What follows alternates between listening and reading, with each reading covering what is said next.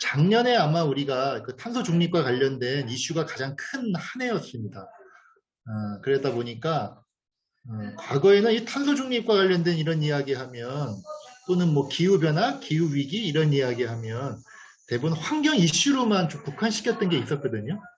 근데 이제 작년, 재작년 이제 기후 위기가 워낙 좀 크게 좀 부각이 되면서 이게 무슨 환경만의 일이 아니고 모든 경제, 사회, 문화 연관되어 있는 이제 큰 이슈로 이제 부각이 됐죠. 그래서 전 사회적으로도 그렇게 됐는데 그래서 작년에 국제사회도 그렇고 한국도 그렇고 굉장히 큰 결정을 많이 했어요. 그 결정을 한 것을 과연 지킬 수 있을지 없을지는 논외로 치더라도 하여튼 엄청난 결정을 많이 했었습니다. 과거에는 논의만 많이 하고 무슨 결정 같은 걸 잘 안 했는데 왜냐하면 서로 책임지기 싫어서 다 알겠지만 특히 이 기후위기 이 문제의 해결책을 찾는 게 한 나라의 노력만으로는 불가능하다는 걸 다 알고 있잖아요. 그리고 가장 이게 무임승차가 쉬운 겁니다. 나는 안 하고 딴 나라 열심히 하면 그 성과는 같이 나눠 가져가는 거죠.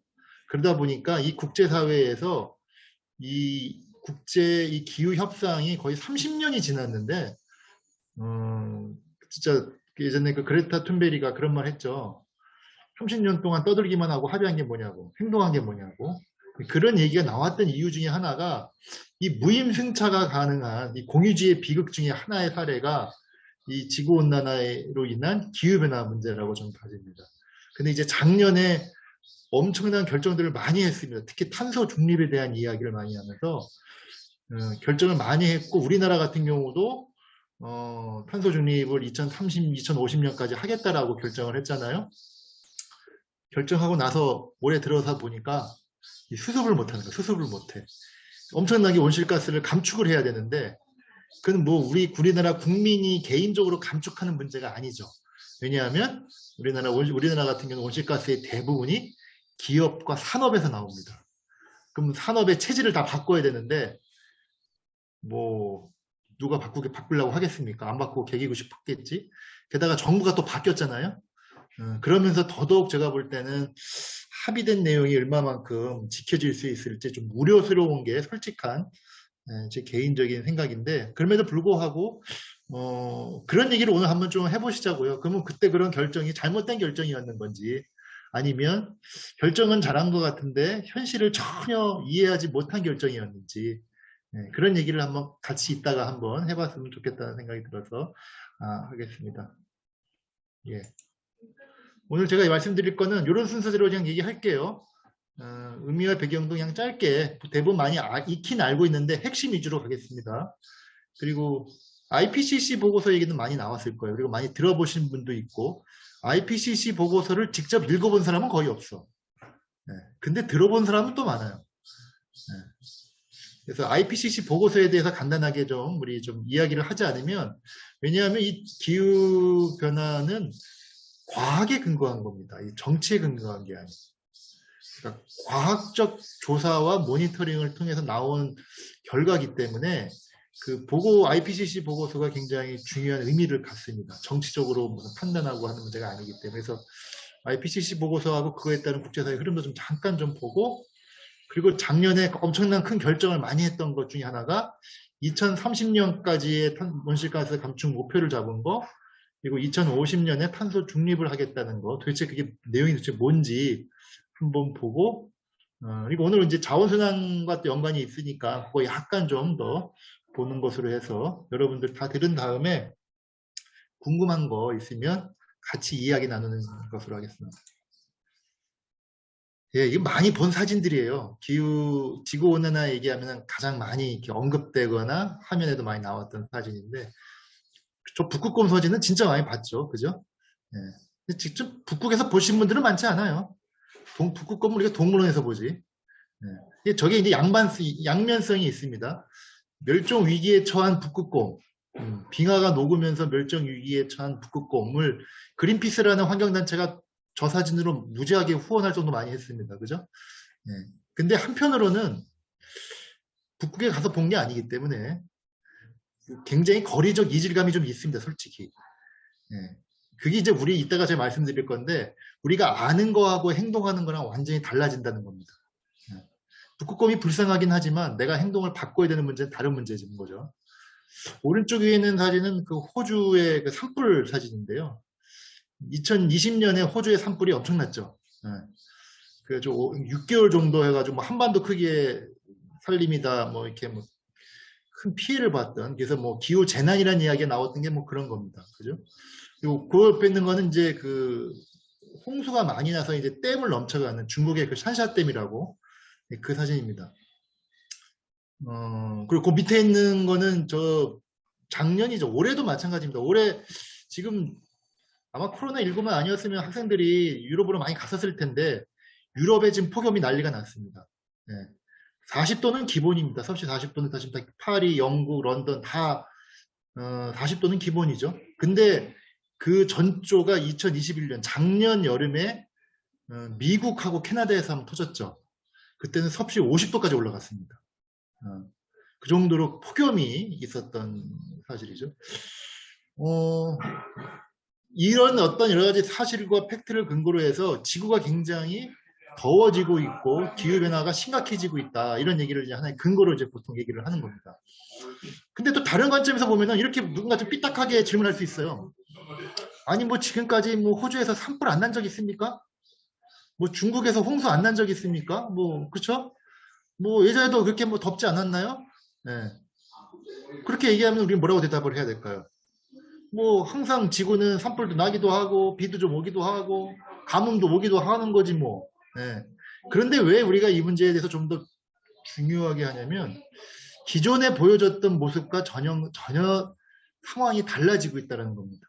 그러니까 한번 산불이 나도 이놈의 꺼지지를 않고 한번 비가 와도 엄청나게 오고 가뭄이 들어도 마찬가지고. 그러니까 보통 뭐 몇백 년 만에 오는 뭐 산불이니 기후 이런 얘기가 계속 매달 매번 몇백 년 만에 온다고 하는 정도로 과거와는 다른 방식의 기후 변화가 벌어지고 있다는 게 문제입니다. 산불이니 홍수니 가뭄이니 폭염이니 그 자체가 문제가 아니고 그 빈도와 크기가 과거와는 근본적으로 다른 형태로 나가고 있다. 그래서 우리가 이 기후변화 문제에 대해서 이제는 그냥 아니면 남의 이야기지 내 아이 문제가 아니다라고 넘어갈 수 없는 문제로 인식하게 됐다는 게 이제 문제의 포인트입니다. 특히 그 기후변화 문제에 대해서 미국이 바이든 대통령이 오면서 굉장히 적극적으로 바뀌었어요. 그렇죠?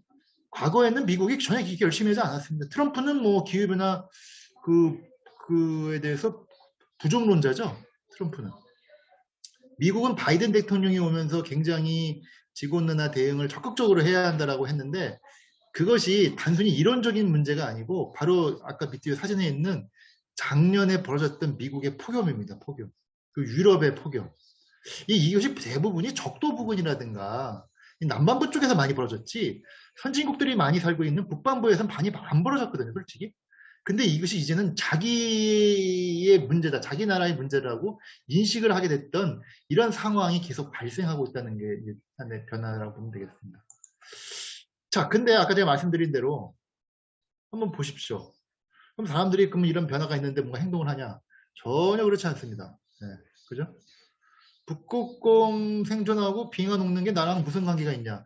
아마 일반인들 꽤 이렇게 생각하시는 분들 꽤 있죠. 그죠? 그리고 당장 기후변화는 당장 내년에 벌어지는 일이 아니라 먼 미래, 뭐 우리가 2030년, 길게는 2050년 이렇게 얘기하잖아요.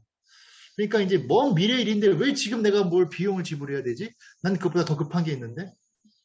뭐 먹고 사는 문제가 더 급한 거 아니겠어요? 지금처럼 이렇게 물가가 오르고 있는데 월급을 더 받는 게 중요한 거지. 예를 들면 그런 겁니다. 또는 기술 발전이 되면 다 해결될 텐데 뭐 우리 과학자들 유명한 능력 있는 사람들 많은데 그분들이 다 어떻게 해결해 주지 않을까? 네. 또는 마지막으로 이런 것도 있습니다. 하여튼 무슨 기후가 좀 뭔가 좀 날씨가 바뀌면 다 기후변화 때문이라는 거예요. 비가 많이 와도 기후변화하고 비가 안 와도 기후변화야. 네. 폭염도 기후변화하고 추워도 기후변화. 그러니까 사람들이 이거 뭐 일반적인 그런 어떤 피로주의금 같은 게 있는 겁니다. 그러니까 우리가 알고 느끼는 거랑 행동으로 이게 행동으로 바뀐다는 거는 아니 근본적으로 다른 거잖아요. 이 갭을 어떻게 극복할 거냐가 제가 볼 때는 앞으로 계속 과제입니다.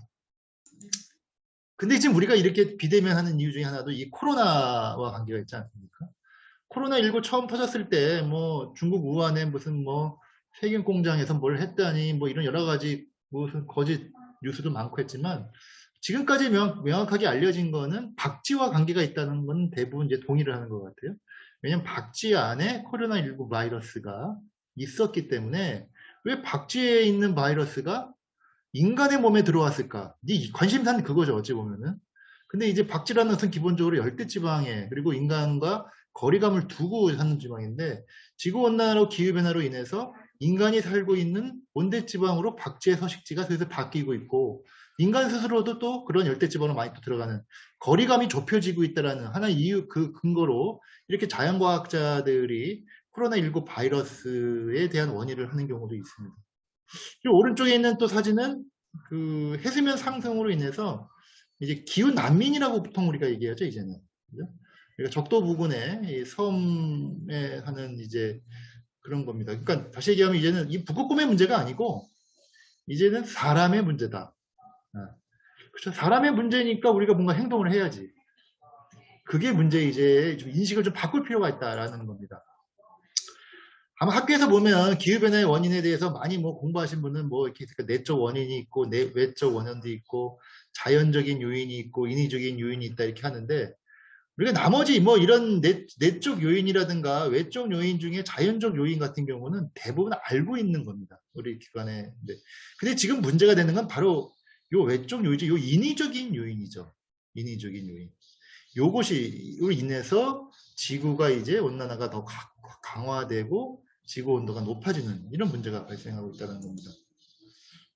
이거는 밀라코비치 사이클인데 아마 옛날에 고등학교 때 배우지 않았나요? 지구과학 시간에? 이런 거? 시험에 이런 거 안 나왔나? 잘 모르겠네. 그러니까 지구의 기후변화에 가장 큰 영향을 주는 건 무조건 태양이었어요. 그렇죠? 태양으로부터 모든 에너지를 받으니까 다시 얘기하면은 지구는 태양을 공전을 하고 있는데 여기 그림에 나와 있는 대로 20률이 변화가 됩니다. 뭐냐면 지구는 태양을 항상 동그랗게 공전하지 않죠. 네, 타원형과 원형을 10만 년 주기로 움직입니다. 그러니까 당연히 지구하고 태양하고 거리가 가까워지면 영향을 더 크게 받을 것이고 떨어지면 덜 받겠죠. 다만 그 주기가 10만 년이기 때문에 우리는 그것에 대한 변화를 알 수 있습니다. 또 하나는 지구 자전축이 23.5도라는 거는 뭐 시험에 나올 텐데 실제 23.5도는 아니죠. 22.1도랑 24.5도를 평균적으로 돕니다. 그럼 자전축이 바뀌기 때문에 태양으로 오는 빛의 양이 달라지겠죠. 뭐 이건 너무나 상식적입니다. 네. 그것도 주기가 한 4만 년 정도 된다고 하는 거고. 세차운동이라고 해서 지구의 자전축이 이 북극성하고 백아성을 왔다 갔다 움직이면서 역시 축이 바뀝니다. 뭐 이것도 뭐 한 몇만 년 된다. 이게 뭐 밀란코비치 사이클이라고 해서 그래서 이런 여러 가지 원인으로 인해서 지구의 기후 변화가 발생하죠. 그래서 빙하기도 생기고 뭐 생기고 이런 겁니다. 다만 이런 사실은 우리가 다 익히 알고 있는 거야. 그리고 기준이 보통 뭐 3만 년, 4만 년, 5만 년, 10만 년 이런 거죠. 근데 이제 우리의 문제는 지금은 한 200년 만에 10만 년 동안 뭐 만 년, 몇 년 동안에 오를 온도가 바뀌었다는 게 지금 문제입니다. 네. 그래서 우리가 지금 일반적으로 지구온난화 온실가스로 인해서 온실효과로 인해서 발생하는 것 누구나 다 알고 있잖아요. 이거 이제 잘 모르는 이제 그 중학생 애들한테나 초등학생한테 얘기하면은 온실효과가 나쁜 건 줄 알아. 근데 전혀 그렇지 않습니다. 그렇죠? 온실효과가 없으면 인간이 지구에 살 수가 없어요. 온실효과를 해야 어느 정도의 온도를 유지하고 있는 거지 않겠습니까? 문제는 이 온실가스가 그 역할을 해주는데 이게 너무 급격하게 많아지면서 지구의 온도가 너무 빠른 속도로 오른다는 이게 이제 문제의 포인트입니다. 유엔에서는 온실가스 얘기할 때 6가지, 최근에 7가지를 하나 더 추가하기도 했는데 그냥 우리가 일반 지금까지 보통 6가지를 한다고 하면 이산화탄소는 우리가 익히 알고 있는 거죠. 그죠? 이산화탄소가 온실가스의 대표성입니다. 대표적인 온실가스고 그 밑에 보시면 메탄, 이산화질소, 그리고 뭐 F, 불 속의 원소들 이렇게 쭉 있습니다. 네. 이건 다 이제 온실가스라고 우리가 유엔에서 지정해서 관리를 하죠. 여기서 보면은 그 메탄 같은 경우가 이제 그 가축의 이제 뭐 트림이라든가 뭐 여러 가지 뭐 과정에서 나오기 때문에 이 채식 운동 하시는 분들도 굉장히 기후변화에 그 뭐죠? 온실가스를 줄이는데 굉장히 기여를 많이 합니다. 실제로 채식 운동하시는 분들은 뭐 전 세계가 모두 다 채식 운동을 하면 엄청나게 온실가스가 줄 거다. 이렇게 주장하시는 분들도 있습니다. 하여간 근데 그 양은 많지가 않긴 한데. 그리고 이제 그 밑에 보시면 뭐 이산화질소 있고 그 불속의 원소. 불속의 원소 같은 경우는 우리가 이제 쉽게 어디서 많이 보냐면 우리 에어컨 냉매로 많이 쓰죠. 네. 그래서 예전에는 에어컨 가를 때 냉매 가를 때 프레온 그 불속의 그 냉매를 그냥 공기 중에 막 유출도 한 경우도 있었는데 지금 못하게 되어 있습니다. 지금 다 관리를 하게 되어 있습니다. 하여간 뭐 온실가스가 이렇게 되어 있는데 우리가 여기서 근데 우리가 이산화탄소를 가장 대표적으로 보는 이유 중에 하나는 이 온난화 지수와 관계가 있습니다. 예를 들면은 이산화탄소가 온난화 지수가 1, 이산화탄소 한 분자를 1로 기준으로 잡았을 때 메탄은 21이라는 것은 메탄 한 분자가 21배의 효과를 낸다 이런 겁니다. 네. 그러니까 이 불속의 쪽 가면은 어떻게 됩니까? 뭐 23,900 엄청나죠 이거는? 그러니까 육부랑 한 분자가 이산화탄소보다 그만큼의 더 온실 효과를 낸다는 거예요. 근데 그럼에도 불구하고 워낙 이산화탄소의 양이 많다 보니까 대표적으로 우리가 온실가스는 이산화탄소를 기준으로 봅니다. 근데 더더욱 중요한 이유 중에 하나는 이산화탄소를 온실가스의 중요한 그걸로 잡는 이유 중에 하나는 지속성입니다. 지속성. 그러니까 다른 메탄이라든가 이산화탄소 이런 거는 한번 발생을 하면 한 몇 주에서 몇 달 안에 다시 다른 물질로 변화된다는 겁니다.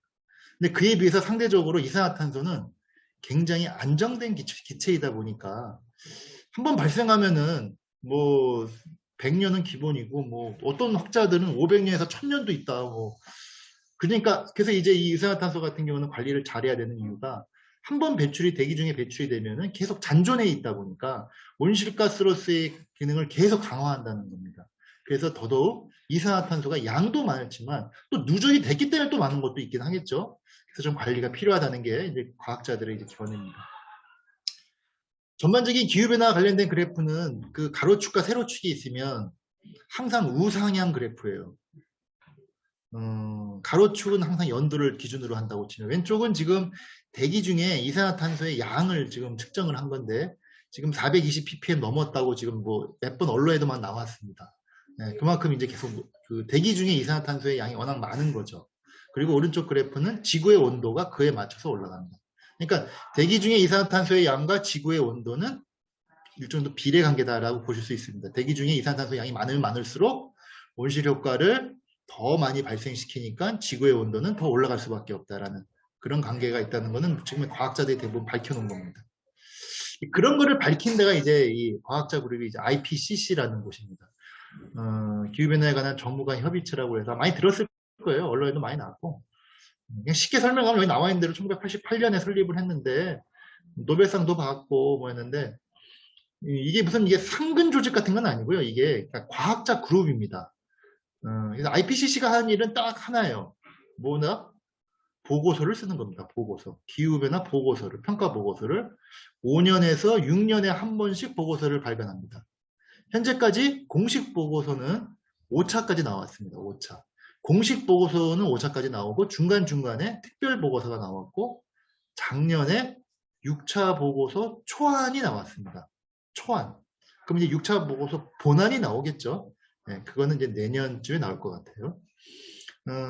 그 설명을 드리는 IPCC의 설명을 드리는 이유는 이런 과학자 그룹인데, 그러니까 여기서 아까 말씀드린 대로 보고서를 기후변화와 관련된 보고서를 작성하는 게 기본이고, 우리가 어떤 뭐 TV라든가 언론이라든가 어느 매체를 통해서 화려하게 기후변화에 대한 무슨 그래프가 나온 건 대부분의 그 원 소스는 IPCC다라고 보시면 될 것 같아요. 그래서 그때 우리가 IPCC를 그 정도는 이해를 하고 있어야 된다는 거고. 근데 이 사람이 참여하는 게 한 2,000명 정도의 과학자가 참여하는데 그럼 이 사람들이 맨날 앉아가지고 보고서만 쓰고 있냐? 전혀 그렇지 않죠. 네, 자기 일을 합니다. 대부분 대학 교수나 연구자로 구성되어 있고 IPCC에서 UN 산하기관이기 때문에 UN에서 IPCC에다가 보고서를 만들어 달라고 요청이 이제 보통 5년에서 6년 사이에 벌어지니까 그렇게 될 때 그 2,000명의 과학자들을 모아서 보고서를 만드는 겁니다. 신규로 쓰는 게 아니고요. 기존에 나왔던 기후변화나 여러 가지 관련된 그 논문들을 다 취합을 해서 그거를 모읍니다. 모아서 누가 대표로 집필을 해요. 그러니까 시키다 편집을 하는 거죠. 그럼 누군가 그걸 다시 누구한테 감수를 맡기고 그럼 감수를 하면 충분한 토론과 뭐 이런 방식을 통해서 최종 초안이 나오는 겁니다. 그런 방식으로 하고요. 2,000명이라 했으니까 한국 과학자들 좀 있겠죠. 예, 한국에서도 한 20여 명 껴 있습니다. 매번 그때마다 보고서 그 참여하는 과학자들이 바뀝니다. 예, 그리고 집필을 하는 과학자가 있고요. 감수만 하는 과학자가 있고요. 목차만 정하는 사람도 있고 과학자를 추천하는 사람들도 있습니다. 예. 하여튼 근데 그 규모가 한 2,000명 된다. 이렇게 보시면 될 것 같아요. 그 인천하고 관계가 있는 게 2018년 10월에 그 1.5도 특별 보고서가 인천 그 송도 컨벤시아에서 나왔잖아요. 저도 거기 갔었는데 한 일주일 정도 전 과학자들하고 정보 관계자들이 모여서 합의를 해서 발표를 한 겁니다. 그래서 IPCC 보고서는 그래서 인천하고도 좀 관계가 깊고, 왜냐하면 지금은 다 1.5도 특별 보고 1.5도 다 얘기하지 2도 얘기하는 사람이 거의 없잖아요, 지금. 예. 근데 그 근거가 1.5도 특별 보고서가 인천에서 나왔다는 게 뭐 그런 걸 형식적으로 보시면 될 것 같고, 하여간 여기서는 그런 기후변화에 관련된 보고서를 하는데, 아까 제가 한 5차 보고서까지 공식적으로 나왔다고 그랬잖아요. 근데 우리가 그걸 다 읽어볼 필요는 없습니다. 우리가 뭐 그 관련된 보통 한 보고서가 한 4,000페이지 돼요. 그걸 누가 읽어보겠어요? 요약 그 언론에 배포되는 요약본이 한 4, 50페이지 됩니다. 그래서 대부분 요약본 위주로 사람들이 이제 설명을 하고 하는데 초기에 아까 말씀드렸다시피 트럼프 같은 대통령 같은 경우는 기후변화를 부정했던 사람입니다. 실제로 그 일부 과학자들은 기후변화를 부정했던 사람들이 꽤 있었습니다. 예전에는. 그래서 논쟁이 좀 있었죠. 근데 그 찬반 양론이 있었는데 서로 동의할 수밖에 없었던 거는 몇 가지가 있습니다. 뭐냐면 지구의 온도가 오르고 있다는 겁니다. 이거는 팩트예요. 이건 측정값이기 때문에 이거를 부정하기는 좀 어렵지 않습니까? 지구의 온도가 올라가고 있다. 반대하는 사람은 올라갔다 언젠가 내려갈 거다. 이렇게 이야기하겠지만 하여간 산업혁명 대비 계속적으로 꾸준히 급속히 오르고 있다. 이거는 동의하는 겁니다. 두 번째는 또 뭐냐면 아까 보여준 것대로 대기 중에 이산화탄소 농도도 계속 많아지고 있다는 겁니다. 이건 팩트니까. 그래서 이제 그 찬반 양론에 있어서 특히 부정하는 사람은 이런 과정은 이산화탄소 농도가 올라가는 것은 인간의 어떤 인위적인 화석연료를 태우는 과정에서 오르는 것이 아니고 다른 이유로 오르는 거다. 또는 지구의 온도가 올라가는 것도 조만간 다른 방식으로 떨어질 거다. 그래서 이 행령이 인간에 의해서 현재의 지구온난화 문제가 발생한다는 거에서 동의하지 않았던 거죠. 그래서 IPCC 보고서에서는 항상 첫 번째 문장에는 과연 지금의 지구의 온도가 이렇게 오르는 게 인간에 의해서 그런 걸까?가 첫 번째 고민입니다. 그 위주로 한번 보도록 하겠습니다. 1차 보고서가 1990년에 나왔습니다. 아까 88년에 IPCC가 창립을 했다고 그랬죠? 2년에 나왔는데 그때의 결론은 뭐냐? 인간에 의해서 지구의 온도가 오르는지는 솔직히 잘 모르겠다 이겁니다. 명료한 구분이 향후 10년 이상은 어렵다. 잘 모르겠다. 5년 후에 2차 보고서가 나왔는데 그때는 인간 활동으로 인한 영향이 구분 가능하다. 어느 좀 진전됐죠. 3차 보고서에서는 인간에 의해서 이게 지금 문제가 발생하는 게 한 3분의 2 정도 될 것 같다. 아주 수치가 아주 구체적으로 나오기 시작합니다. 4차 보고에서는 10분의 9 정도 될 것 같고 5차 보고서에 가서는 95%다. 그러니까 첫 번째, 현재의 지구의 온도가 오르는 것은 명백하게 인간에 의한 그 인위적인 과정을 통해서 발생하고 있다는 거가 IPCC 보고서의 지금까지 쭉 연역의 과정입니다. 따라서 이제는 더 이상 이 찬반 양론이라는 것은 큰 의미를 못 가집니다. 그리고 이번에 6차 보고서 초안도 첫 제목이 뭐냐? 현재의 지구의 기후변화의 원인은 명백하게 인간에 의한 것이다. 라는 것이 처음 문장입니다. 그러니까 그거를 이제 동의를 하고 들어가지 않으면 해결 방법을 찾을 수가 없지 않습니까? 인간에 의해서 발생한 거면은 인간이 행동 패턴을 뭘 바꾸면 해결할 수 있을 거 아닙니까? 그죠? 자연적으로 오르는데 그걸 인간이 어떻게 그걸 하고? 태양에 예를 들면 그러면 태양의 흑점이 바뀌어가지고 뭐 바뀌고요. 뭐 이런 얘기만 하기 시작하면은 우리가 뭐 태양의 흑점을 어떻게 바꿉니까? 그건 해결되지 않은 거죠. 그래서 IPCC에서는 현재 이 지구온난화 기후변화의 문제는 명백하게 인간에 의한 것이라는 것을 정리하고 있다는 걸 좀 이해할 필요가 있고요. 아까 얘기했던 1.5도 특별보고서 2018년에 송도에서 했다고 그랬잖아요. 예, 여기 그때 그 표지입니다. 보고서 표지고요. 그때는 뭐 이런저런 얘기가 많긴 했는데 그때 왜 2도하고 1.5도랑 구분을 해가지고 설명을 많이 하긴 했는데 쉽게 정리하면 이거 빨간 글씨 나와 있는 내용입니다. 예. 하여간 산업화 대비 1.5도 이상을 상승하지 않으려면 상승을 막으려면 두 가지를 해야 된다. 첫 번째는 뭐냐? 2030년까지 2010년 기준으로 해서 이산화탄소 배출량을 45%를 감축해라. 이건 일국에 대한 얘기가 아니고요. 전 세계 총량에 대한 얘기입니다. 두 번째는 2050년까지는 전 지구의 이산화탄소 배출량의 넷제로를 하라고 나온 겁니다. 그래서 그때 탄소 중립 얘기가 그때 나온 겁니다. 이 두 가지를 2030년까지는 45%를 줄이고 2050년까지는 넷제로를 하면 그러면 산업화 대비 1.5도 상승을 막겠다라는 게 당시 IPCC 보고서에 대한 내용이라고 보시면 되겠습니다. 그리고 아까 말씀드린 6차 보고서 초안입니다. 6차 보고서 초안. 작년에 나온 거. 아직 번안 안 나왔다고 그랬죠? 네, 초안 나왔는데 초안에서 뭐 양이 뭐 이것저것 많긴 한데 제일 중요한 건 뭐냐면 지구 표면 온도가 1.09도 상승했다라는 거고요. 그러니까 1도 이상 상승했다. 산업화 대비 1도 이상 상승했다는 거고. 그리고 2018년에 예측했던 IPCC가 2018년에 예측했던 시기보다 10년 이상 앞당겨졌다라는 겁니다. 그러니까 지금의 기후변화의 속도가 빨라지고 있다라는 것과 두 가지를 이번 본안에 담았습니다. 이번 초안 6차 보고서. 그러니까 그만큼 온도 상승은 빨라지고 있고 우리가 예상한 것보다 훨씬 더 빨라지고 있다는 게 이번 IPCC의 보고서입니다. 그러면서 이제 구체적으로 탄소 예산에 대한 이야기도 좀 하죠. 탄소 예산의 얘기를 카본 버짓이라고 들어본 사람 있는지 모르겠는데 그 설명을 잠깐 드리면 탄소 예산이라는 게 그런 겁니다. 아까 말씀드린 대로 지구가 일정 온도 이내로 그 상승을 막으려면 지구 온난화를 일으키는 온실가스의 총량이 있을 겁니다. 총량. 그 총량 이상으로 배출이 되지 않으면 지구 상승을 일정 온도 이내로 막겠죠. 그죠? 그걸 탄소 예산이라고 하는 겁니다. 여기 내한 대로. 그러니까 우리가 총량을 설정해 놓고 우리가 뭐 2도씨 상승을 막겠다. 2도씨 뭐 1.5도씨 상승을 막겠다. 그럼 그 총량이 있을 거 아니에요? 그럼 그 총량과 기존에 지금 나와 있는 양을 뺀 나머지 양을 계산을 해서 야, 우리가 그러면은 각 전 세계가 1년에 어느 정도 배출을 하면은 그걸 막을 수 있겠다. 뭐 이런 걸 탄소 예산이라고 합니다. 이걸 IPCC에서 계산을 한 겁니다. 계산을. 그래서 계산을 해본 걸 한번 보시면 이게 이제 지난번 4차 보고서에 나왔던 건데 이때는 산업화 대비 지구 상승을 2도씨 이내로 막자라는 게 그 당시 목표였어요.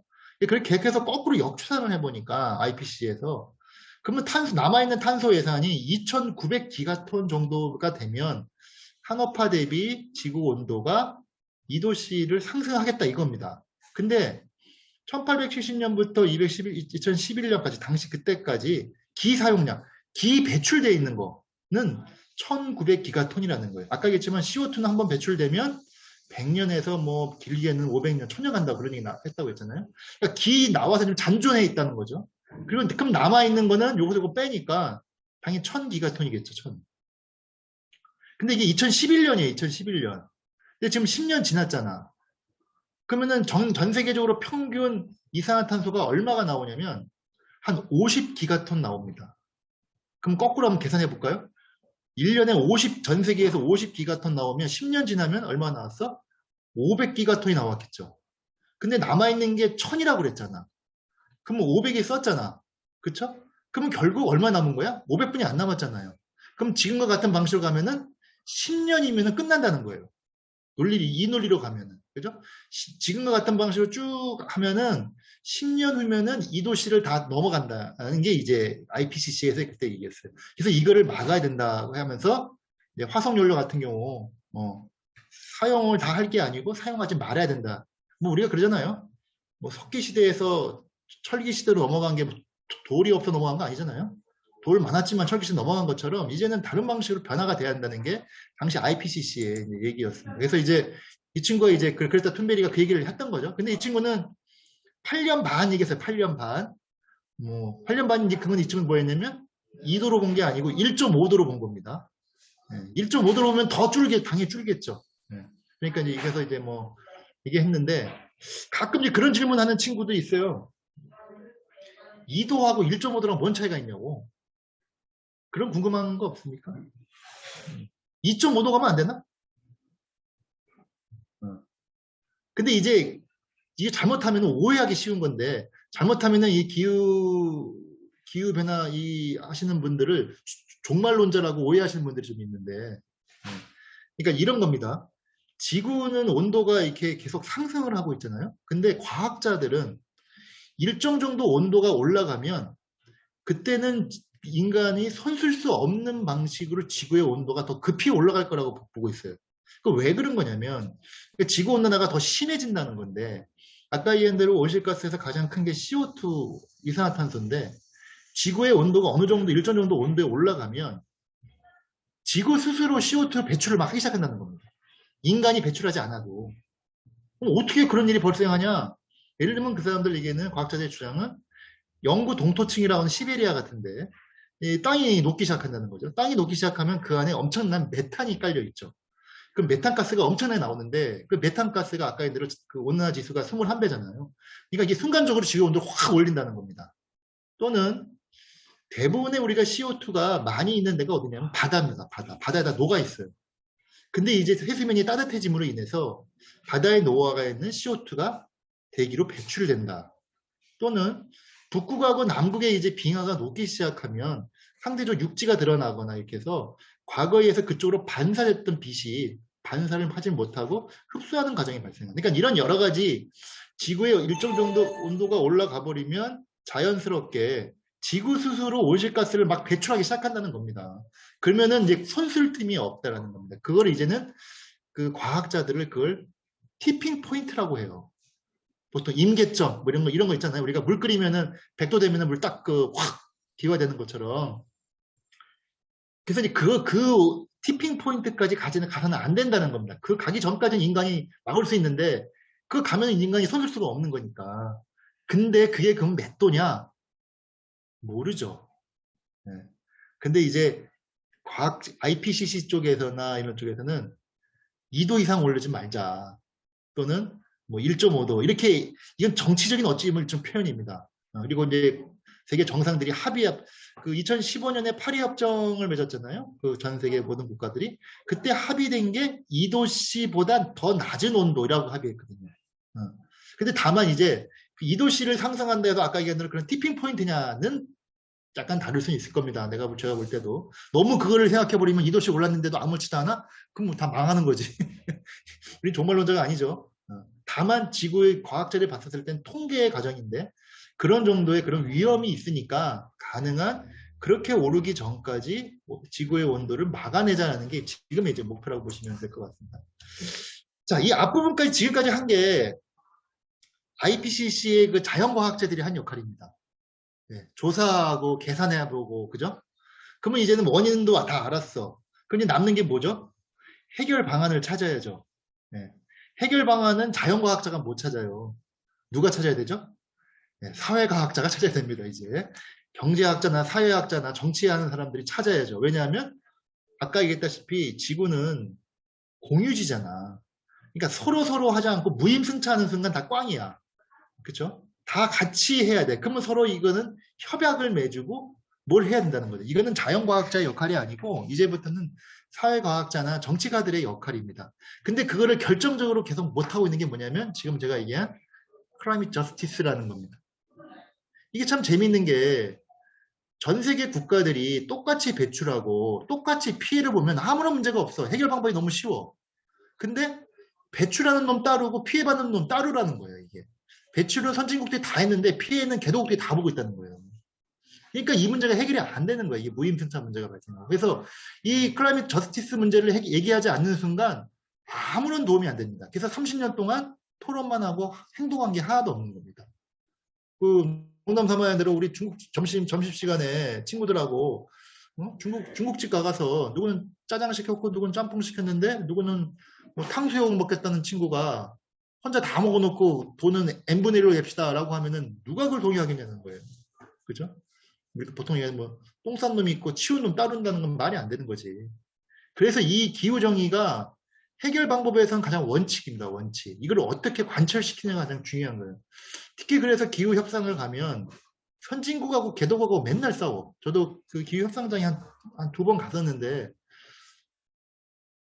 뭐 이때 싸우는 이름 아시겠지만 하여튼 서로 생각이 다른 겁니다. 지금 생각이 다르다 보니까 30년 동안 그래왔고 근데 국가별로도 그런데 개인적으로도 다릅니다. 왜냐하면 당연히 돈 많은 사람들은 더 많이 배출하겠죠. 돈 없는 사람들은 덜 배출할 거예요. 근데 이걸 똑같이 엠빵을 치면 안 되잖아. 그건 도저히 안 되는 겁니다. 뭐 이병철이래. 이재용 부회장이 배출하는 거랑 제가 배출하는 거랑 똑같을 수가 없잖아요. 그럼 더 책임을 많이 져야지. 그지? 똑같은 지구에서 살고 있는데. 이게 명쾌하게 해결되지 않으면 답은 없다. 근데 그 답은 기후정의적 관점 속에서 해결 방법을 찾아야 된다. 라는 겁니다. 아직까지는 이게 정확하게 잘 차리지 않다 보니까 맨날 이 모양 이 꼴이긴 하지만 하여튼 그렇다는 거고요. 이게 이제 그래프인데 국제협상장 가면은 제일 많이 나오는 그래프예요. 이 왼쪽 그래프는 국가별로 매년 그러니까 한 해를 기준으로 그 순위를 잡아본 겁니다. 지금 제일 많이 배출한 나라는 중국입니다. 중국. 네. 그 다음 미국이고 인도 이렇게 넘어갑니다. 러시아하고 한국이 한 8등 좀 될 거예요. 7, 8등. 오른쪽 그래프는 누적이에요. 누적. 누적은 뭐 상식적으로 우리가 알겠죠. 선진국이었던 미국이 제일 많이 배출을 하고 그 다음에 이렇게 쭉 넘어갑니다. 우리나라는 한 16위 정도 되는 것 같아요. 전에 보니 좀 바뀐지 모르겠다. 하여간 당연히 이 두 그래프를 가지고 미국 같은 경우는 왼쪽 그래프를 근거로 중국 보고 너도 나서라 라고 요구하는 거예요. 중국하고 인도를 상대로.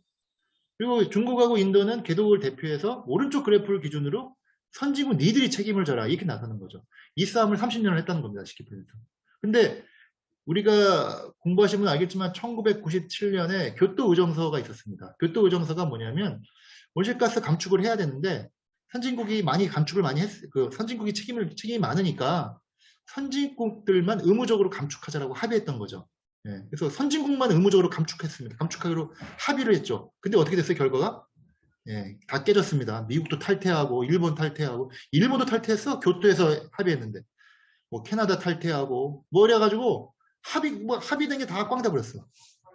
결국은 교토의정서니까 어떤 선진국만 의무적으로 감축하는 문제고, 개도국은 책임지지 않는다. 이게 안 된 거예요. 예. 지금은 바뀌었죠. 파리협정에 의해서.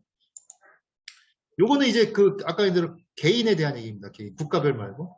그러니까 전 세계를 제일 잘 사는 사람부터 못 사는 사람까지 1등부터 100등까지 쭉 이렇게 순서를 잡으면 제일 많이 배출하는 한 명이 나머지 배출을 안 하는 50명보다도 2배 이상 더 많이 배출한다. 이런 겁니다. 그러니까 이것도 아까 말대로 n분의 1이라는 게 의미가 없다는 겁니다. n분의 1이라는 게. 기후정의적 관점이 해결되지 않으면 아무것도 해결되지 않는. 그러니까 최근에 우리나라도 그렇고 외국도 그렇고 탄소세라 들어보셨어요? 탄소세? 탄소에 세금 붙여가지고 탄소세 낸다고. 탄소세가 붙여지면 어떻게 보면은 그쵸. 뭐 물건 사는데 이 물건을 만드는 데 있어서 탄소 배출을 많이 했으니까 그만큼 물건값을 더 올린다는 거 아니겠어요? 그럼 어떤 일이 발생할까요? 소득 역진성이 벌어집니다. 못 사는 사람이 더 내게 되게 더 힘들어지고 잘 사는 사람은 덜 정해야 돼. 이게 안 되는 겁니다. 이게 그냥 무식하게 해댔다가는 좋은 취지로 갔다가 더 엉망이 돼버리는 경우도 있어요. 이걸 다 조절을 해야 돼요. 그래서 뭐 그렇게 해서 나온 탄소세 기금을 뭐 못 사는 사람한테 어떻게 도와준다거나 뭐 이렇게 되지 않으면 그냥 이렇게 n분의 1로 치는 건 안 된다는 겁니다. 그걸 항상 기억하셔야 될 것 같고. 그래서 지금은 이제 합의한 게 딱 이겁니다. 공동의 그러나 차별화된 책임. 공동이라는 건 뭐냐? 선진국이나 개도국이나 돈 많은 사람들이 도움 된다. 모두가 같이 해야 된다는 겁니다. 해야 되고. 근데 책임은 서로 다르다는 거죠. 그렇죠? 이건 당연히 다르겠죠. 많이 배출한 사람이 더 책임을 져야죠. 덜 배출한 사람은 덜 책임을 져요. 하여간 모두가 책임을 져야 돼요. 그죠? 그래서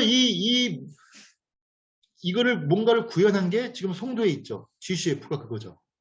GCF는 개도국의 온실가스 감축이나 적응 사업을 하기 위해서 기금을 지원해 주는 곳입니다. 국제기구죠. 그 돈은 어디서 나와? 네, 선진국이 다 냈습니다. 그리고 그거는 대부분 개도국에 쓰게 돼 있어요. 예를 들면 그런 케이스입니다. 공동의 그러나 차별화된 책임이라고 해서 모두가 책임은 지되 구분을 해서 한다는 겁니다. 한국 같은 경우는 아까 보면은 그 우리가 전 세계를 기후 채무국과 채권국으로 나눌 수가 있거든요. 그러니까 온실가스에 더 책임을 많이 갖고 있는 나라와 덜 갖고 있는 나라를 구분한다면 한국은 어떻다? 네, 채무국입니다. 책임을 더 많이 져야 돼요. 그래서 돈을 많이 내야 돼. 또는 노력을 많이 해야 돼. 개도국에다 뭘 해야 돼. 그렇습니다. 하여튼 할수박 몇 분이야 지금? 20분? 그러면 안 남았네. 네. 반도 안 했는데 어떡하지? 뭐 좀만 더 합시다. 하여튼 네, 가봅시다. 하여튼 근데 현재 상황은 이거 온실가스를 감축하고 안 하고의 문제를 떠나서 이제는 이거를 경제의 문제가 접근됐어. 뭐냐면 탄소 국경 조정 제도라고 CBAM이라고 들어보셨을 거예요. 이게 뭐냐면 일종의 관세입니다. 관세, 기후 관세. 그러니까 예를 들면 한국에 있는 현대자동차가 유럽에다가 자동차를 팔 때 예전에는 그냥 그 값싸고 품질 좋고 그렇게 했는데 얘는 그걸 팔 때 그 자동차를 만들 때 얼만큼 온실가스를 배출했는지를 계산해가지고 그만큼의 관세를 붙이겠다는 거죠. 그러니까 이 기업의 생존과 걸렸어요. 그러니까 이제 과거에는 수출이 품질 좋고 값싼 게 중요한 게 아니고 그거 플러스 알파에서 온실가스를 덜 배출하면서 만들어야 돼. 현재 이게 2026년에 유럽에서 시행할 예정입니다. 그럼 우리나라처럼 수출 주도형 국가는 망하는 거야, 쉽게 표현하면. 이게 준비가 안 됐으면. 그러니까 이제는 이 단순히 이제는 무슨 그냥 사회적인 문제가 아니고 기업의 문제입니다. 경제의 문제고. 두 번째는 그 아리백이라고 리뉴에이블 에너지 100%라고 하는 건데 이것도 이제는 캠페인으로 시작했는데 이게 거의 지금은 현실화되고 있습니다. 그러니까 예를 들면은 글로벌 구글이라든가 이런 대기업들이 여기 참여를 했어요. 그럼 이제 그런 큰 대기업에다 납품을 하는 업체들 있잖아요. 납품하는 업체들한테도 아리백을 강요합니다. 그러니까 당신들이 물건을 만들었을 때 100% 재생에너지로 만들어라는 거예요. 화석연료 사용하지 말고. 그럼 납품을 하고 싶으면 그렇게 해야 돼. 이게 굉장히 기업의 입장에서는 굉장한 장벽입니다. 일본 탄소 국경 제도도 그렇고 아리백도 마찬가지고. 그러니까 이거는 이제 기업에서 요새 뭐 ESG 경영이라고 뭐 그냥 호들갑을 떨고 있긴 하지만 근본적으로 이런 문제가 이제 앞으로 곧 닥칠 문제가 되니까 아까 예대로 뭐 기후위기, 기후변화가 그냥 폼나게 이야기하기 좋은 사람들의 이야기가 아니고 당장 경제, 기업의 생존의 문제로 바뀌고 있다라는 겁니다. 한국의 상황을 조금 봅시다. 한국 진짜 이제 한국이 어떤 상황인지. 예, 제가 항상 우상향이라고. 한국은 계속 온실가스가 늡니다. 가장 크게 피크를 쳤던 때가 뭐냐면 2018년도예요. 예, 18년도 쳤고 지금 약간 떨어졌어요. 코로나 때문에. 예. 우리가 노력해서 떨어진 거 아니야. 코로나 때문에 그냥 덕분에 떨어졌어. 전 세계가 다 떨어졌어. 근데 하여튼 뭐 그런 추세라는 건 보시면 될 것 같고. 그래서 우리나라 온실가스 배출량이 11위네요. 11위고 누적은 13번째로 지금 나온 겁니다. 이게 정부 공식 발표니까 참고해 보시면 될 것 같고요. 예. 그만큼 책임이 있다는 거고. 우리나라 같은 경우는 이 온실가스 감축을 하기 위해서 몇 가지 정책을 계속 해왔긴 안 했던 건 아닙니다.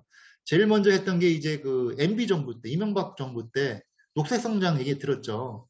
그거 하면서 시작을 했는데 30%를 감축하려고 했다 국제사회에 공표했다가 지키지 못했죠. 그래서 이제 사기꾼이라고 욕도 먹었습니다. 지켰어야 되는데 30% 줄이겠다 했는데 못 주겠어. 그래가지고 그 다음에는 박근혜 정부 때 이 BAU 대비 37% 줄이겠다고 또 했어요. BAU가 뭔지 알죠? 비즈니스 에즈 유주얼이라고 해서 전망치입니다. 전망치. 지금과 같은 추세로 온실가스를 계속 배출하는 전망. 이 때문에 이건 거의 사기입니다. 숫자가 노름이에요. 그러니까 전망치가 더 높을 수도 있고 낮을 수도 있기 때문에 그건 알 수가 없어. 그러니까 전망치를 엄청나게 올려놓고 한 90% 줄이겠습니다. 이렇게 말도 되는 거야. 이건 의미가 없어. 그래서 문재인 정부 때 이 BAU를 없앴습니다. 결국 없애고 절대값으로 바뀌었죠.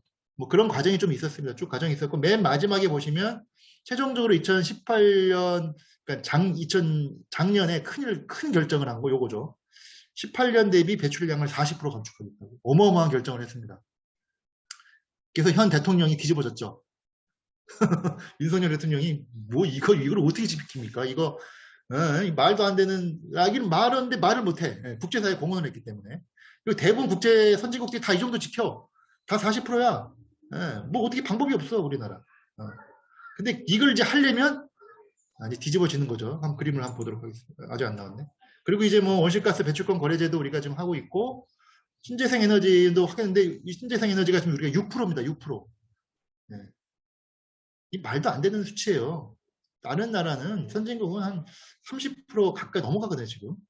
6%라는 건 우리 다 지금 석탄하고 석유하고 LNG로 다 돌린다는 거지. 온실가스 팡팡 한다는 거야.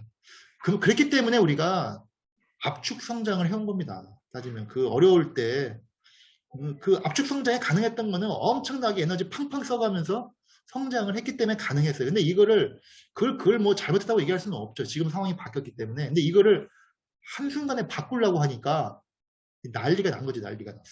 네, 뭐 그렇다고 보시면 될 것 같고요. 그래서 하여튼 우리가 그 목표를 이제 해결해야 되는데 이 그래프를 보시면 이게 지금 EU하고 영국의 그래프입니다. 온실가스 감축 그래프예요. 근데 보면은 쭉 한번 보세요. 여기가 1990년이잖아, 90년? 여기도 90년? 그래프 어때? 90년부터 계속 좀 떨어져. 이 선진국들은. 온실가스를 조금씩 줄이고 있었어. 그리고 2020년에 2050년을 0으로 친 거는 뭐죠? 이게 탄소 중립 때문에 이게 잡은 겁니다. 0으로 가야만 탄소 중립이 되는 거니까.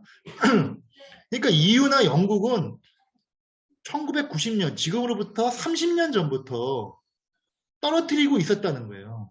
떨어뜨리는 과정에서 좀 더 강하게 떨어뜨리면 되는 거야. 무슨 말인지 아시겠죠? 그러면은 그 국제사회에서 서로 합의한 넷제로가 되는 겁니다. 2050 넷제로. 한국을 그래프로 보죠. 한국. 자, 한국 그래프가 이겁니다. 1990년부터 계속 올랐어. 어제까지 2020년까지 계속 올랐어. 코로나 때 잠깐 떨어지고. 근데 이거를 어떻게 돼야 돼? 2050년에 0을 맞춰야 돼. 그래서 이걸 정부 환경부 공무원들이 어떻게 했을까? 네, 지금 자를 대고 그렸어요. 2018년부터 0으로 자를 대고 쭉 그렸어. 진짜 농담이 아니야. 자를 대고 딱 그리니까 2030년에 40%가 딱 나온 거야. 목표 수치가 이렇게 나온 거야. 목표 수치가. 이 2050년에 0은 어쩔 수가 없어. 이건 국제사회가 다 하자고 하는 거니까. 그러면 자대고 쭉 그리니까 2030년에 딱 보니까 40%야. 그래서 우리 목표가 40%가 된 겁니다. 어쩔 수 없어, 근데. 근데 전 세계 환경단체들은 이거를 부정합니다. 특히 여기 보면은 영국이나 EU가 2050에 0 잡았잖아요. 우리가 이 0 잡은 이유는 넷째로 2050년에 탄소 중립 때문에 0 잡은 건데 그건 전 세계 지구 평균값이에요. 평균값. 그럼 선진국은 어떻게 해야 돼? 2050년에 0이 되면 안 돼. 언제 돼야 돼? 2040년에 돼야 되는 거야. 그럼 개도국 중국이나 인도는 2060년이나 70년에 되는 거야. 그럼 평균을 딱 치면 2050년에 딱 되는 거예요. 원래 그게 정답이야. 근데 이걸 싹 말 바꿔가지고 다 그냥 2050년으로 간 거죠. 근데도 한국은 엄청나게 가파른 겁니다. 그럼 이만큼 줄이려면 어디서 줄여야 돼? 가장 많이 줄일 때가 기업이에요. 그리고 에너지. 에너지가 80%입니다. 우리 나오는 온실가스에. 석탄 발전, 뭐 이런 거 있잖아요. 그러지 않고는 이게 불가능한 수치가 된 겁니다. 우리 현실은 그렇다. 네.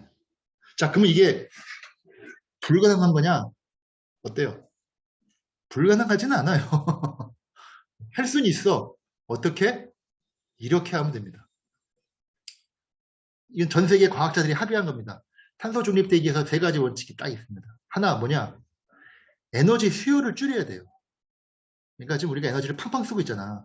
에너지 많이 쓰고 있는 것 때문에 에너지를 만들기 위해서 화석연료를 많이 때우는 거잖아요.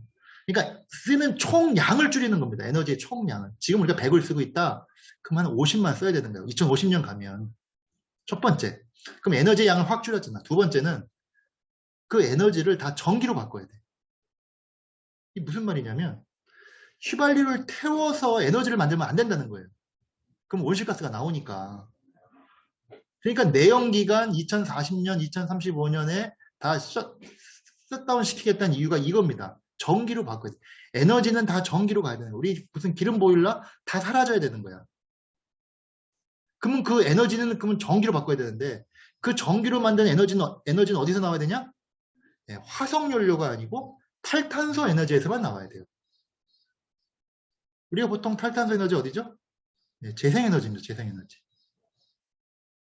네, 풍력, 태양광.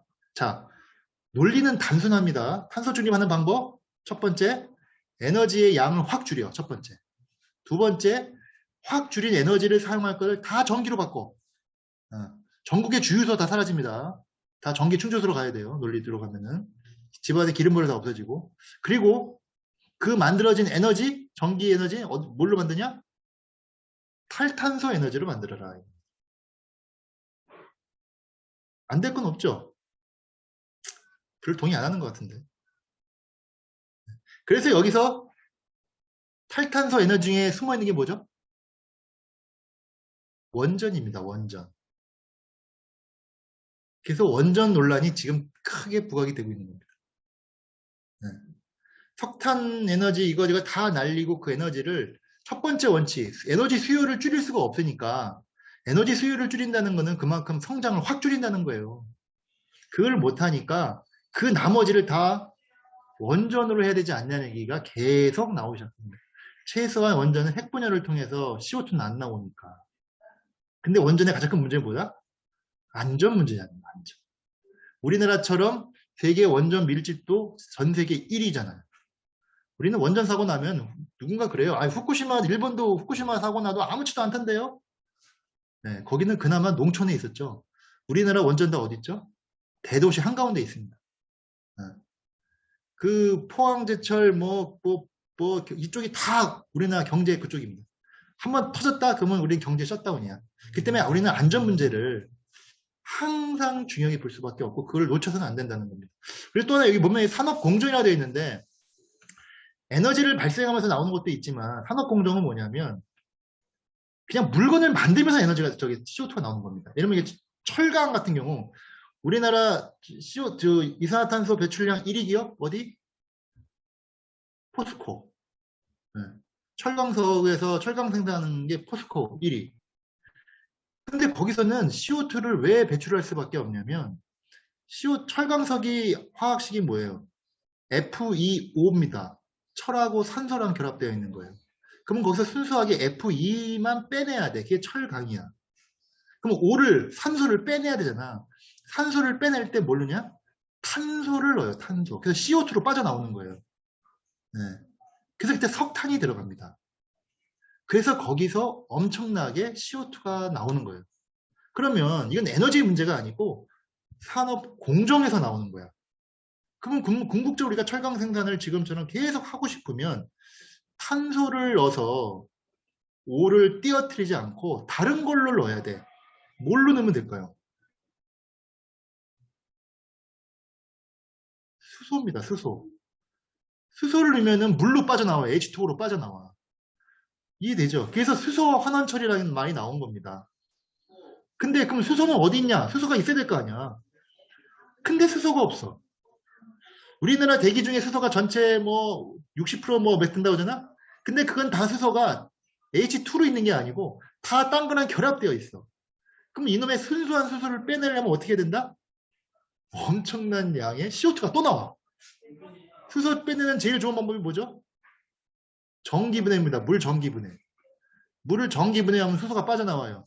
그죠? 근데 그 전기는 어디서 나와? 전기가 어디서 나와? 답이 없는 거예요. 그래서 이 수소는 그린 수소, 블루 수소, 그레이 수소 이게 나오잖아요. 이게 다 이제 그린 수소 하자고 하는데 그린 수소는 뭐야? 전기 에너지는 재생 에너지로 만들고 그걸로 전기 분해하면은 CO2가 하나도 배출되지 않는 이론적으로는 다 됩니다. 네, 쉽지는 않죠. 이론적으로는 되지만 이론적으로 하여튼 철강은 그런 문제가 있어요. 그래서 이게 우리가 철강 산업을 지금처럼 규모를 해서 유지한다. 그러면 수소 환원철로 바뀌어야 되는데 수소를 넣어야 되는데 그 수소를 이렇게 확보하기 어려운 문제가 있다 보니까 기술 개발을 하고 있으나 쉽지는 않다. 시멘트도 마찬가지예요. 시멘트도. 시멘트를 만들 때 CaCO3에서 그것도 탄소가 들어가고, 석유화학은 뭡니까? 석유를 분리한 분리 정제하면서 나오는 거잖아요.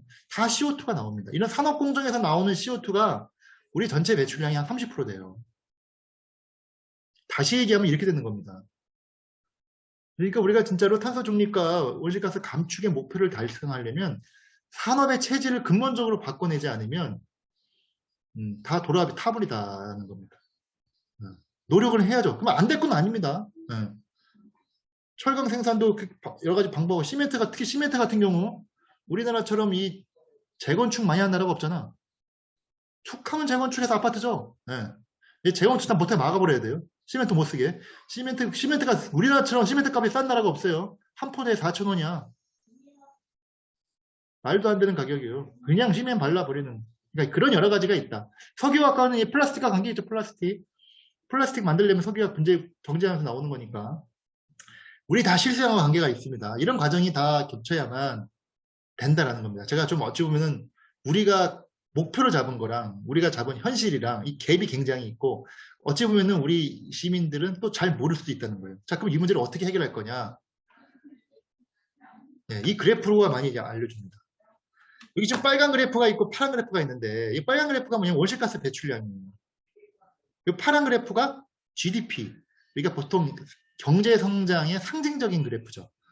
지금까지 우리나라는 이 빨간 그래프랑 파란 그래프가 항상 같이 움직여. 그렇죠? 당연하죠. 성장을 하려면 에너지를 많이 활용을 했으니까. 우리나라뿐만이 아니고 전 세계 대부분 국가들이 이런 추세였었습니다. 근데 선진국들이 바뀌기 시작했어요. 아까 얘기했던 1990년 이후부터. 어떤 그래프로? 이런 놈으로.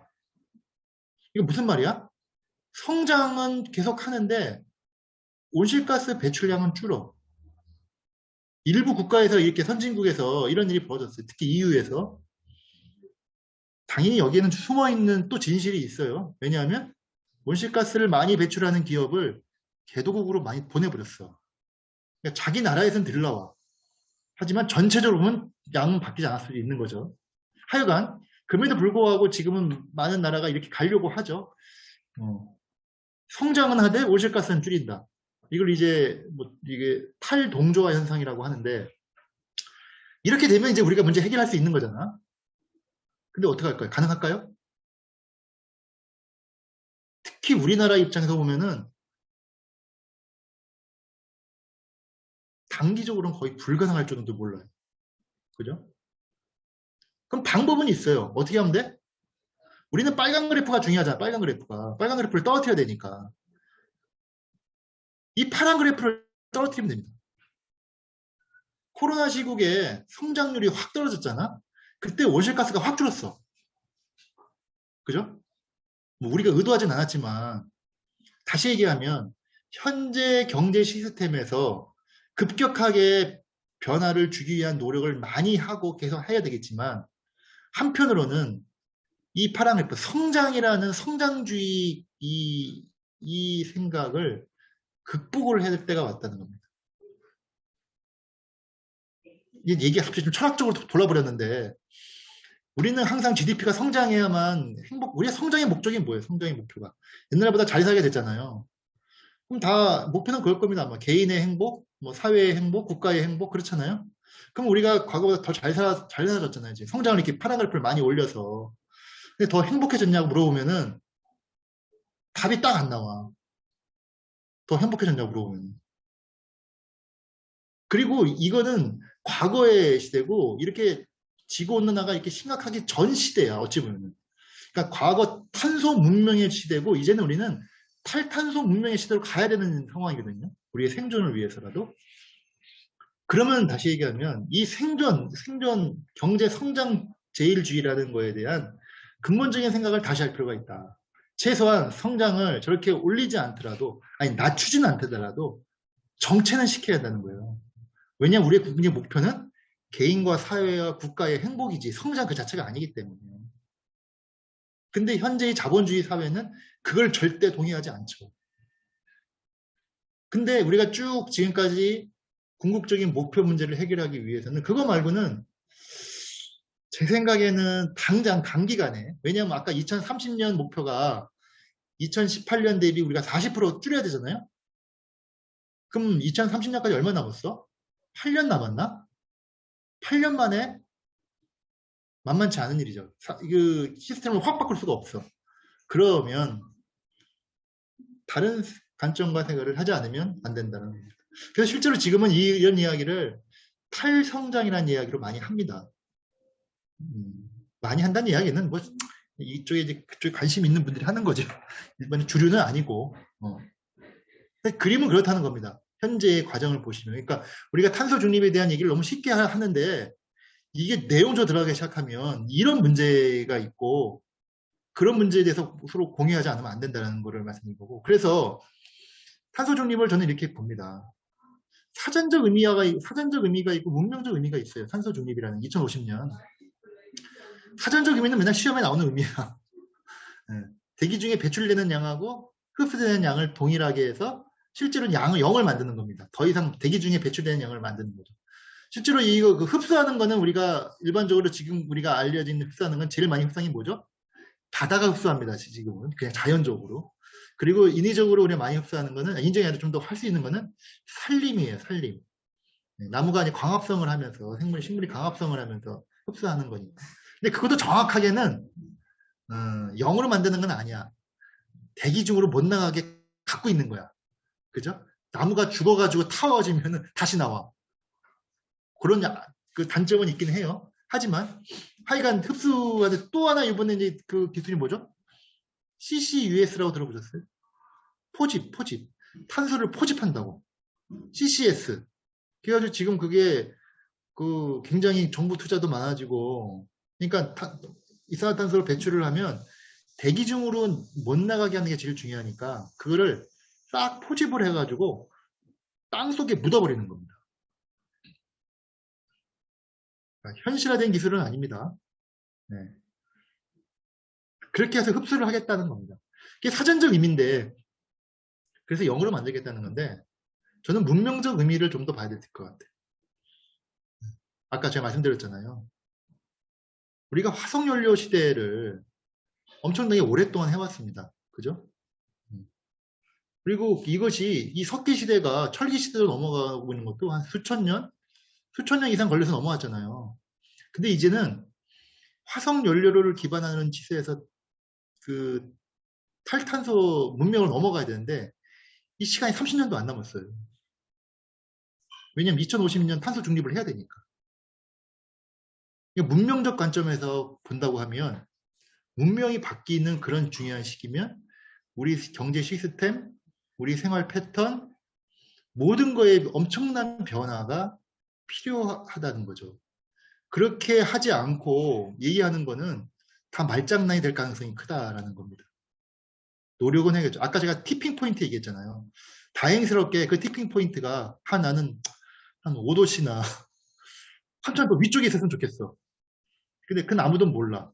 근데 하여튼 전 세계는 2도씨, 1.5도씨까지도 지금 강하게 잡아놨긴 했는데 티핑 포인트라고 잡아놓은 건 아니지만 그 정도로 잡아보자라고 합의한 거지만 그래서 하여튼 좀 여러 가지로 우리가 좀 큰 고민이 같이 될 필요가 있겠다. 그리고 이런 관점에서 모든 산업, 경제, 기업들의 변화가 다 벌어질 거다라는 겁니다.